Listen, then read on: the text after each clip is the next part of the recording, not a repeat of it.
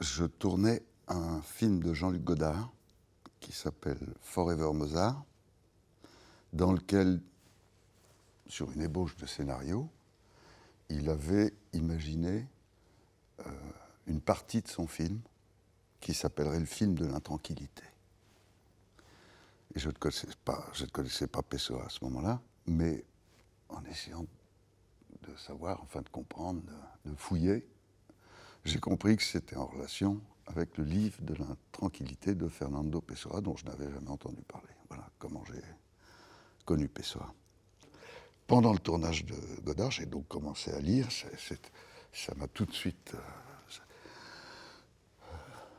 comment dirais-je, fait monter une espèce d'impression existentielle qui se mariait d'ailleurs très bien avec le travail qu'on faisait avec Jean-Luc. Voilà. Donc ça, c'est la première phase. Un peu plus tard, quelques années après, je jouais au théâtre au Bouffe du Nord, un spectacle qui s'appelle Grand et Petit, qui est une pièce de Boto Strauss, et dans laquelle, à un moment où Anouk Grimbert, qui jouait dans le spectacle, entrait sur scène, je venais de dire à la fin d'un long monologue, « Depuis que je connais l'inquiétude, je peux me passer de la joie et du désir. L'inquiétude remplit entièrement un homme, la joie n'en sera jamais capable. » C'est une phrase pessoesque, s'il en est. Et un jour, Anouk m'a appelé après ce spectacle, et elle me dit, tu devrais lire Pessoa, ça t'irait bien. Voilà. Sans qu'on n'en ait jamais parlé de Pessoa. Alors il se trouve que je connaissais à ce moment-là, comme je vous l'ai dit, et que je pense que l'idée lui en est venue à cause de cette phrase que je disais dans le spectacle. Voilà.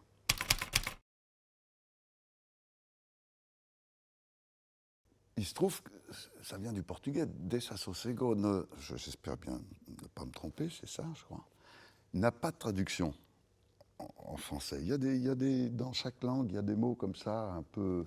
C'est comme des nombres premiers, des chiffres premiers, vous savez, en mathématiques. On ne peut pas les réduire, on ne peut pas les diviser, on peut pas, enfin, là, en l'occurrence, on ne peut pas les traduire de toute façon. Donc, le mot a été inventé, je crois qu'il existe, il doit être dans le dictionnaire maintenant, depuis Pessoa. Et l'intranquillité, c'est quoi? Je ne sais pas, c'est quelque chose, je pense, qui est lié à la capacité que nous avons tous de doute, de questionnement sur soi, sur la vie, les autres. Et alors, au cours de ce questionnement, il n'y a pas toujours de réponse, mais enfin, il peut y avoir en effet des moments d'apaisement, ou de dire, bah, ça j'ai pu décrire ça comme ça j'ai pu dire ça. Mais il faut pouvoir recommencer. Et on recommence, on passe notre temps à faire ça, les uns et les autres, hein, à recommencer tout le temps, à remettre. Alors, on espère ne pas répéter. En général, on ne répète pas tout à fait, c'est-à-dire que ça progresse. La vision, la conception qu'on a du monde, elle évolue avec les événements, avec les gens qu'on rencontre. Et l'intranquillité, c'est ça, c'est être capable, au fond, de rester éveillé, je dirais. Alors, ça cause parfois des douleurs, comme il le dit, voire de l'abattement, comme il le dit aussi, enfin, ou des moments de dépression, comme on l'appelle autrement. Mais il y a là-dedans toute l'essence de la vie et de l'énergie. Voilà.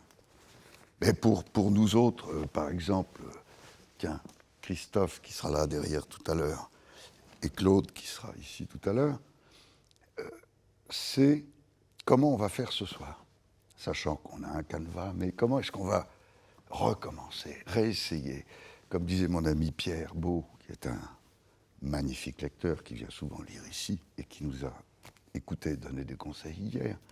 Il m'a envoyé un mail magnifique où il me dit « Essaye ceci, essaye cela ». Et essaye comme un travail en live. Essayez, amusez-vous et essayez au moment de le faire avec les gens. Donc comment est-ce qu'on va finalement faire d'une certaine façon la même chose, mais un peu différemment? Voilà, c'est ça l'intranquillité. C'est remettre. Il y a un passage du texte où il dit il dit pas tout remettre à zéro, il dit, mais accepter qu'on recommence. On ne sait pas.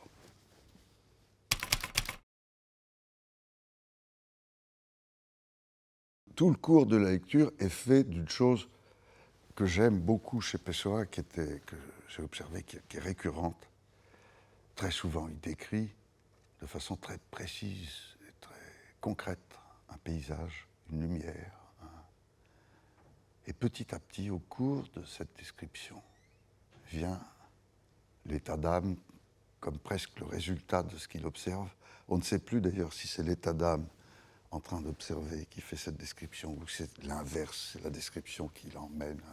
Mais en tout cas, il y a une espèce d'échange absolument magnifique entre les décors, les lumières, les sons, et puis la description, la tentative d'exprimer l'intériorité,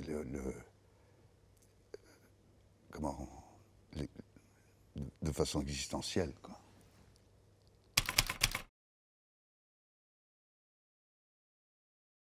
Le livre de l'intranquillité, en principe, c'est Pessoa lui-même. Mais nous savons, les uns et les autres, qu'il a des hétéronymes et qu'il a écrit beaucoup avec des hétéronymes. Or, ça ressemble de très près à des personnages qu'il a créés. Et ce monsieur, hier, l'Église Costa, me rappelait que, par exemple, ça je ne savais pas, mais qu'il a vu, je crois, des manuscrits de Pessoa.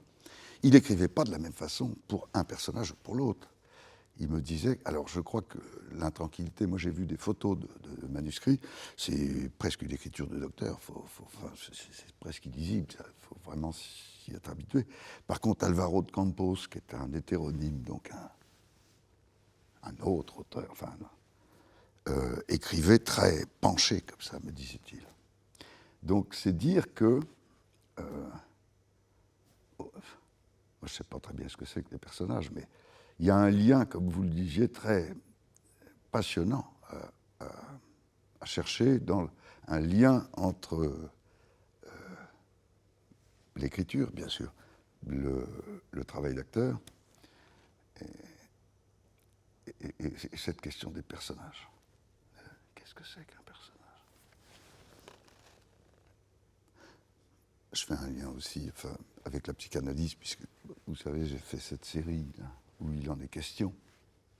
C'est modestement abordé, mais enfin, il est question de ça dans cette série.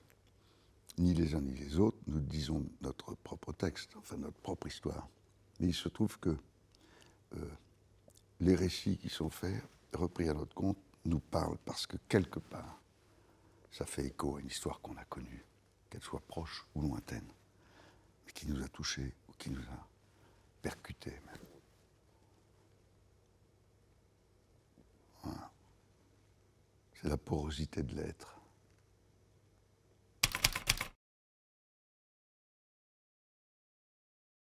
On a simplement défini des mouvements, on a relu le texte comme si on le lisait pour la première fois, en remarquant que, tout d'un coup, j'ai vu des liaisons possibles, des choses, des mouvements différents.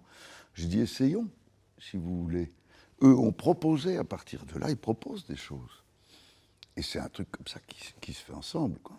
Le couple contrebasse, batterie, c'est fondamental. Enfin, c'est ce qui fait le socle de tout ce qui se passe autour. Et moi, je serais, je ne sais pas quoi, ça pourrait être, suivant les moments, un trombone, un saxophone, vous voyez ce que je veux dire, une clarinette, ou un vent, quoi. Un vent, d'ailleurs, comme la voix, comme l'air de la voix. Voilà. Ma voix, elle a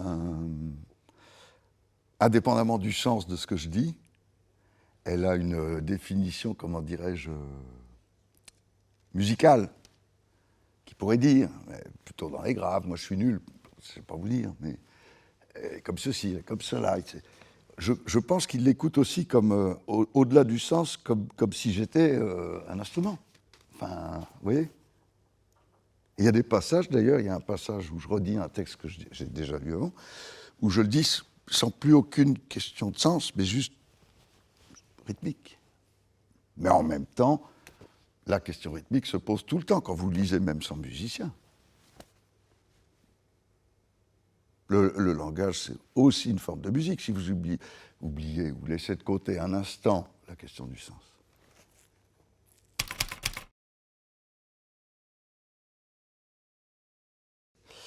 Alors, vous voulez savoir s'il y a d'autres auteurs que j'aimerais lire sur scène ou lire certainement. J'ai mis un peu de côté cette question parce que j'aime pas, c'est comme quand vous me demandez quel personnage de roman j'aimerais interpréter, j'aime pas y penser. Je trouve ça effrayant parce que c'est si vaste que je trouve que la plupart du temps, l'histoire que je vous ai racontée à propos de Pessoa, c'est une forme de hasard. Il n'y a pas de hasard vraiment. Enfin, vous voyez, il y a une histoire, c'est des rencontres. J'aime bien quand les choses arrivent comme ça. Je vais vous répondre en répondant à une autre question sur le livre que je conseillerais. J'ai enregistré le récit d'Antonio Seco, Otero, qui était un républicain espagnol, qui fait un récit absolument concret, passionnant et aussi précis de ce qui lui est arrivé quand Franco est arrivé à Madrid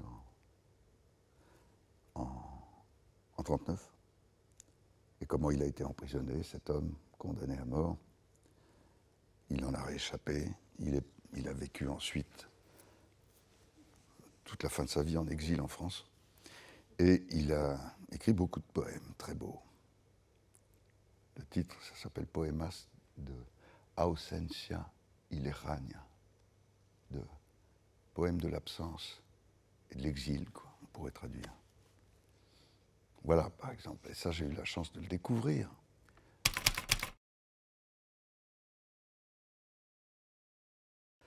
Je viens de lire, en préparant cette lecture, pendant 2 jours, le livre de Anne Dufourmentel qui s'appelle L'éloge du risque, qui est magnifique.